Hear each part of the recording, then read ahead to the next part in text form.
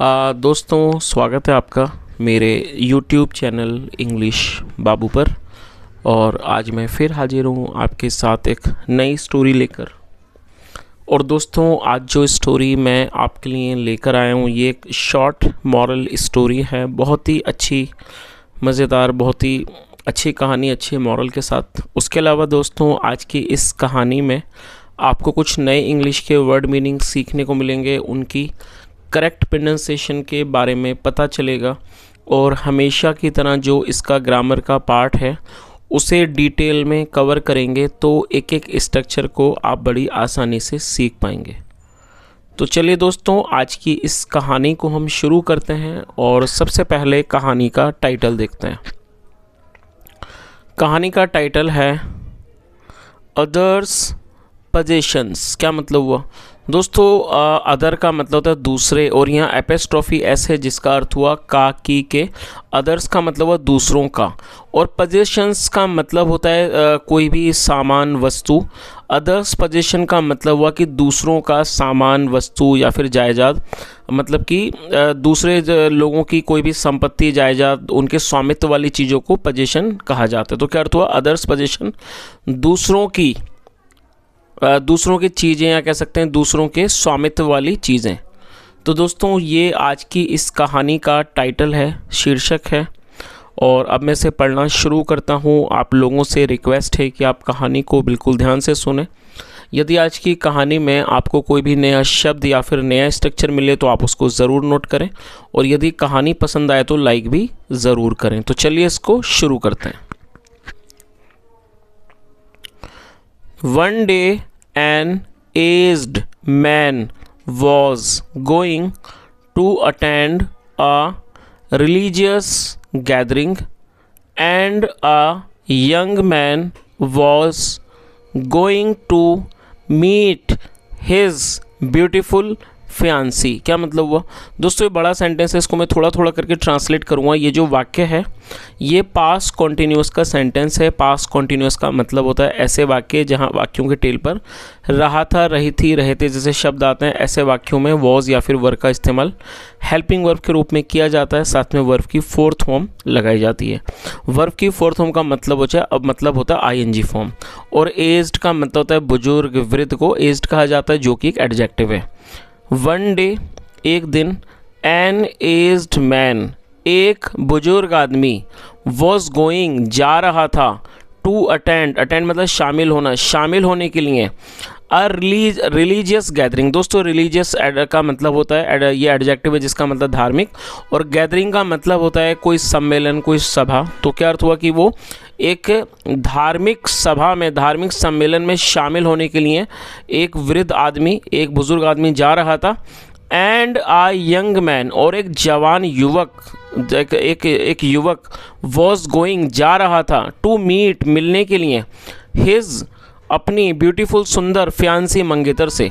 और दोस्तों, ये जो वाक्य है ये और यहाँ भी ये दो वर्ब का इस्तेमाल करके वाक्य को बनाया गया है।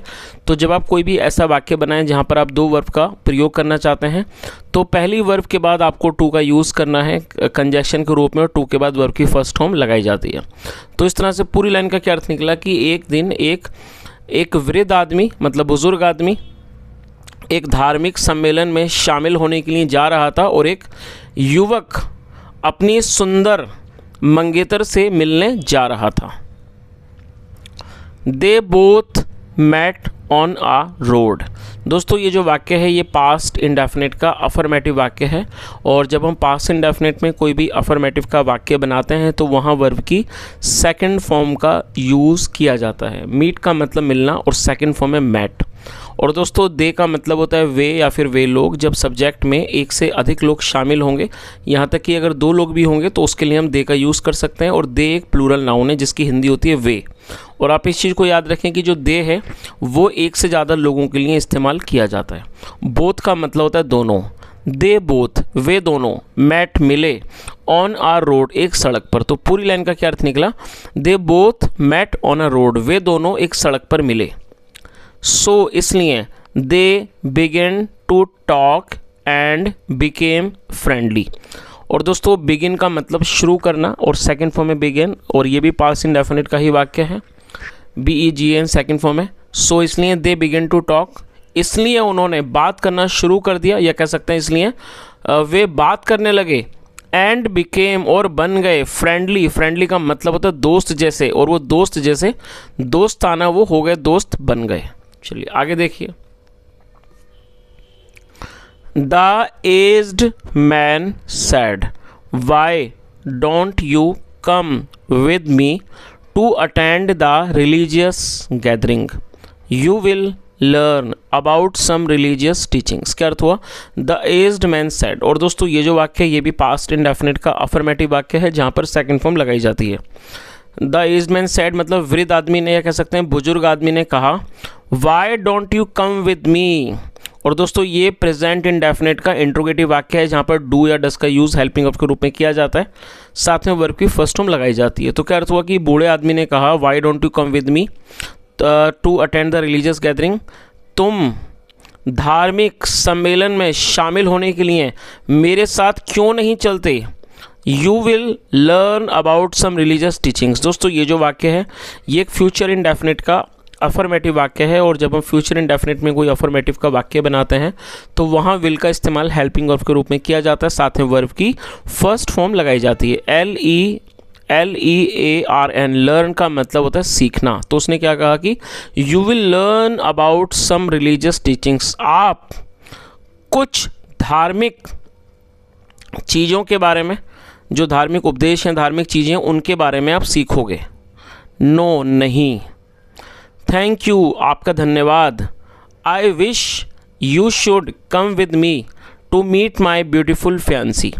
और दोस्तों ये जो इस वाक्य में शुड का इस्तेमाल किया गया है, शुड का प्रयोग वर्तमान के वाक्यों में किसी भी तरह की सलाह को दिखाने के लिए किया जाता है। जब हम कोई ऐसा वाक्य बनाए जहाँ पर कोई सलाह के बारे में बात हो तो ऐसे वाक्यों में शुड के साथ वर्ब की फर्स्ट फॉर्म लगाई जाती है। तो उस युवक ने जवाब क्या दिया, नो नहीं, नो थैंक यू नहीं, आपका धन्यवाद। आई विश, मेरी इच्छा है, you should come with me, कि आप मेरे साथ चलें, to meet my beautiful fiancée, मेरी सुंदर मंगेतर से मिलने आप मेरे साथ चलें। तो उस युवक ने क्या कहा कि मेरी इच्छा है कि आपको मेरे साथ चलना चाहिए मेरी सुंदर मंगेतर से मिलने के लिए। चलिए आगे देखिए। But the aged man refused and both of them went on their different ways. But the aged man refused, दोस्तों REFUS, रिफ्यूज़ का मतलब होता है किसी बात को ठुकरा देना, मना कर देना, रिफ्यूज़ कहा जाता है। और ये पास्ट इंडेफिनिट का वाक्य है जहाँ पर सेकंड फॉर्म लगाई गई है, तो आप इसे नोट कर लीजिए, रिफ्यूज्ड। और ऑलरेडी मीनिंग मैंने आपको बता दिया, रिफ्यूज़ का मतलब किसी चीज़ से को ठुकरा देना, मना कर देना। तो क्या अर्थ हुआ, बट लेकिन द एज्ड मैन रिफ्यूज्ड, लेकिन बूढ़े आदमी ने, बुजुर्ग आदमी ने मना कर दिया। एंड बोथ ऑफ दैम, और वे दोनों, वेंट चले गए, ऑन देयर डिफरेंट वेज। और दोस्तों देयर का मतलब होता है अपने, और देयर का प्रयोग ऐसी किसी भी नाउन के साथ किया जाएगा जहाँ पर कोई वस्तु या कोई भी चीज़ एक से अधिक लोगों से संबंधित होगी, तो ऐसे स्थानों पर देयर का यूज़ किया जाएगा। And both of them went on their different ways, और वे दोनों अपने अलग अलग रास्तों पर चले गए। चलिए आगे देखिए। When the aged man reached the religious gathering, he kept thinking of the beautiful woman he could have met. क्या अर्थ हुआ, when the aged man reached the religious gathering। दोस्तों ये जो वाक्य है ये भी पास्ट इंडेफिनिट का ही अफर्मेटिव वाक्य है जहाँ पे सेकंड फॉर्म लगाई जाती है। और दोस्तों when का मतलब होता है कब और जब। ये जो शब्द है इसको हम इंट्रोगेटिव वर्ड के रूप में भी प्रयोग करते हैं, क्योंकि एक इंट्रोगेटिव वर्ड का है, जैसे ये एक इंट्रोगेटिव वर्ड है। जैसे मान लीजिए वाक्य बनाएंगे वह कब आएगा, तो आप इसको एक इंट्रोगेटिव वर्ड के रूप में प्रयोग करेंगे, when will he come। तो ये एक इंट्रोगेटिव वर्ड है, उसके अलावा इसको साधारण शब्द के रूप में भी हम प्रयोग करते हैं जिसका मतलब होता है कब, जब। तो क्या अर्थ हुआ, when the aged man reached the religious gathering, जब बूढ़ा आदमी धार्मिक सम्मेलन में पहुंचा, he kept thinking of the beautiful woman he could have met। दोस्तों यहाँ kept के साथ फोर्थ फॉर्म है। जब हम कोई ऐसा वाक्य बनाएंगे जहाँ ये दिखाते हैं पास्ट में कोई व्यक्ति सब्जेक्ट किसी भी काम को बराबर करता रहा, तो ऐसे वाक्यों में kept के साथ फोर्थ फॉर्म का इस्तेमाल किया जाता है। तो क्या अर्थ हुआ, he kept thinking, वह सोचता रहा, ऑफ द ब्यूटीफुल वुमेन, सुंदर महिला के बारे में, ही कुड हैव मेट, जिससे वो मिल सकता था। और दोस्तों मैं चाहूँगा आप इसके स्ट्रक्चर को जरूर नोट कर लीजिए जब आप कोई भी ऐसा वाक्य बनाएंगे जहाँ वाक्य की टेल पर सकता था, सकती थी, सकते से जैसे शब्द आएंगे, तो जो इसका फॉर्मूला है बनाने का वो सिंपल है, आपको कुड हैव का इस्तेमाल करना है हेल्पिंग वर्ब के रूप में, साथ में वर्ब की थर्ड फॉर्म लगानी है। तो ये मीट की थर्ड फॉर्म है मैट। तो इस तरह से पूरी लाइन का क्या अर्थ निकला कि जब बुजुर्ग आदमी, बूढ़ा आदमी धार्मिक सम्मेलन में पहुंचा, he kept thinking of the beautiful women he could have met, वह सुंदर महिला के बारे में सोचता रहा जिससे वह मिल सकता था। और दोस्तों जैसा मैंने आपको बताया भी, सकता था में कुड हैव के साथ थर्ड फॉर्म का यूज़ किया जाता है। तो अब मैं आपको कोई एक एक्सरसाइज देना चाहूँगा, मैं आपको 2 वाक्य दूंगा, आप उनको ट्रांसलेट करें, कमेंट में बताएं। चलिए आप उन्हें नोट कर लीजिए। पहला वाक्य है, वह कार चला सकता था। आई रिपीट द सेंटेंस, वह कार चला सकता था। अब आप दूसरे वाक्य को नोट कर लीजिए, क्या वह हमारी मदद कर सकता था। आई रिपीट द सेंटेंस, क्या वह हमारी मदद कर सकता था। तो दोस्तों दोनों वाक्य मैंने आपको सकता था वाले दिए, आप इन दोनों को ही ट्रांसलेट करें और आप कमेंट में बताएं। चलिए आगे देखिए। While the young man was thinking about the religious teachings he could have heard of, क्या अर्थ हुआ वाइल। दोस्तों वाइल का मतलब होता है दौरान, उसके अलावा इसका मतलब जबकि भी होता है। तो यहाँ इसका मतलब है जबकि। While the young man was thinking, जबकि जवान आदमी कह सकते हैं युवक सोच रहा था, अबाउट द रिलीजियस टीचिंग्स, धार्मिक उपदेशों के बारे में, ही कुड हैव हर्ड ऑफ, जिनके बारे में वो सुन सकता था। और दोस्तों यहाँ भी कुड हैव के साथ थर्ड फॉर्म है, तो इसकी भी जो पहचान है वो सकता था। तो इस तरह से पूरी लाइन का क्या अर्थ निकला, while the young man was thinking about the religious teachings he could have heard of, और मतलब कि जबकि युवक सोचता रहा अबाउट द रिलीजियस टीचिंग्स, उन धार्मिक उपदेशों के बारे में जो वो सुन सकता था। चलिए आगे देखिए। 10 मतलब इस तरह से, इस प्रकार से, वी नो, हम जानते हैं, दैट की अ person can never change himself, की जो एक व्यक्ति होता है कैन नेवर चेंज हिमसेल्फ, वो कभी भी अपने आप को नहीं बदल सकता है। But he always thinks about the others possession, लेकिन वो हमेशा ही दूसरों के पास जो चीज़ें होती हैं उनके बारे में वो सोचता है। दोस्तों कहानी का जो लास्ट की जो लाइन है, मैं समझता हूँ यही इस कहानी का जो मॉरल है। आमतौर पर जैसे यहाँ पर ये बताया गया है कि we know that a person can never change himself, कि कोई भी व्यक्ति खुद को कभी नहीं बदल सकता है, लेकिन वो हमेशा ही उन चीज़ों के बारे में सोचता है जो चीज़ें दूसरों के पास होती हैं। तो एक तरह से काफ़ी अच्छी लाइन है, फिलोसॉफिकल लाइन है, कि अक्सर हम जो चीज़ें हमारे पास ऑलरेडी होती हैं हम उनके बारे में कभी नहीं सोचते, और हमेशा जो चीज़ें हमारे पास नहीं होती हैं, दूसरों के पास होती हैं, उन चीज़ों के बारे में हम सोचते हैं।